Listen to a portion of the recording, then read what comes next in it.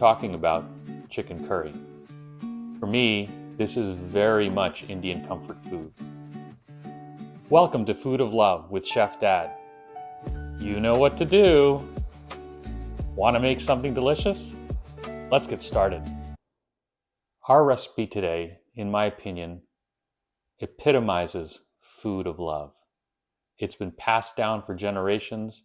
It requires secret knowledge of incredible spices. And yeah, it takes a long time to cook. I remember my grandmother making it for me as a child. I remember my mother would make it for me when I came home from college. I've made this countless times, but today, since she's visiting, we made it together. The ingredients list is long, but let's talk about them. You might have difficulty finding bone-in chicken breast and thighs at the regular meat counter.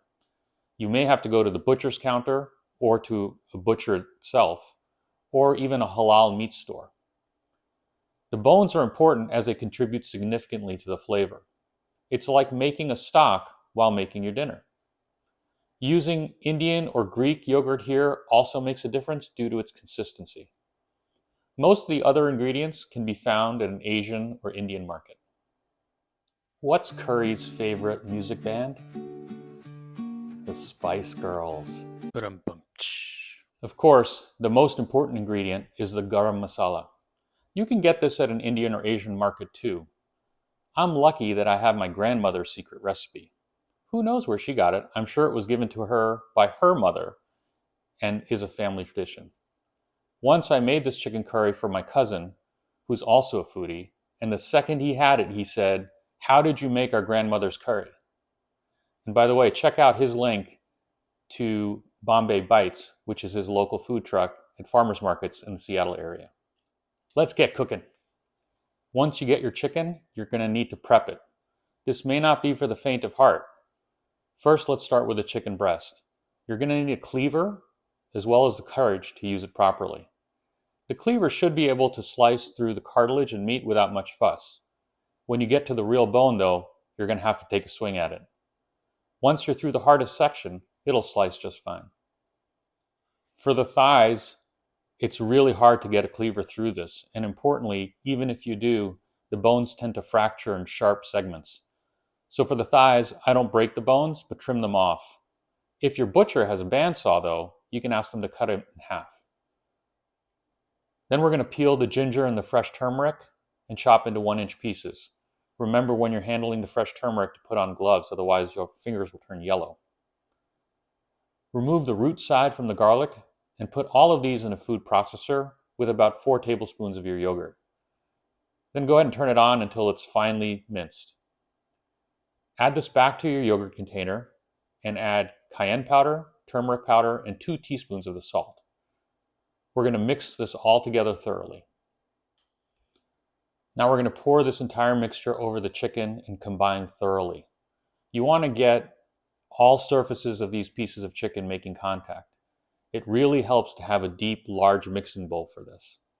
When it's done, let the chicken marinate for 2 hours at room temperature or up to 6 hours in the fridge. Now, if you've got somebody in the family with a milk allergy and you can't use the yogurt, things get a little tougher.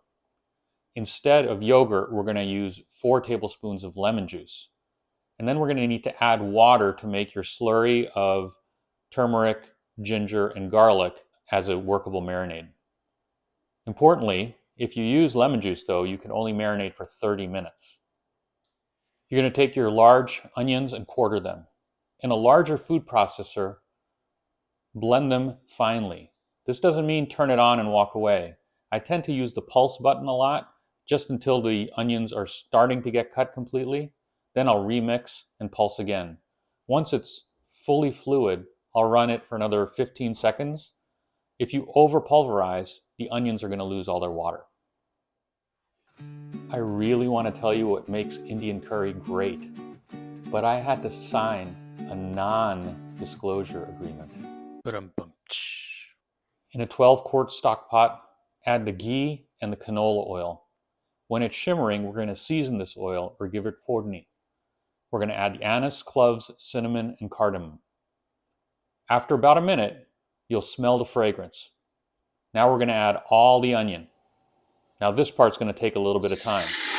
You're going to saute these onions for like 45 minutes to an hour. You're going to watch the water levels come down, and just as the onions start to caramelize, you're going to add another cup of water. If you do this 4 or 5 times, the onions will be a deep golden brown, which we call Bhunao, food of love defined. Once the Bhunao is done, we're going to add the cumin and coriander powder and the 2 teaspoons of remaining salt. Then we're going to add the chicken and all of the marinade. This may require 2 people due to the sheer amount of chicken. On medium to high heat, saute the chicken until all the pieces have been cooked on the outside. Once that's done, we're going to add the crushed tomatoes, the fresh chilies cut in half, and 2 tablespoons of garam masala. We're going to partially cover and simmer, stirring periodically for about 40 minutes, or until you see the oil start to separate and release to the top. Then it's cooked. Now we'll add the remaining 2 tablespoons of garam masala and combine thoroughly. If you want this a little bit thicker at this point, add a little bit more yogurt. If you want it a little thinner, add a little bit of water. Now add your coarsely chopped coriander and cover. And just before serving, open the lid and take a big sniff. You can serve this with naan, rice, tomato cucumber salad, and fresh chilies.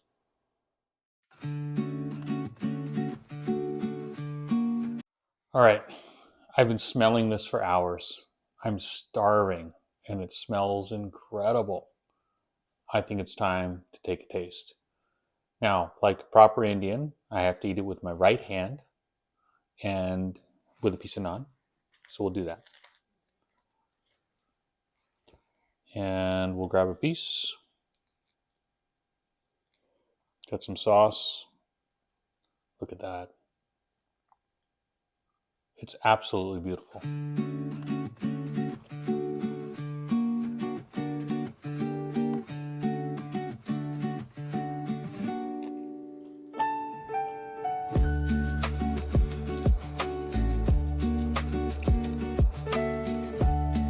The garam masala makes the whole meal. It's so hot. And I don't mean by like spicy hot. It just warms your soul. And to top it off, like a proper Indian, I need to have a little bit of scotch.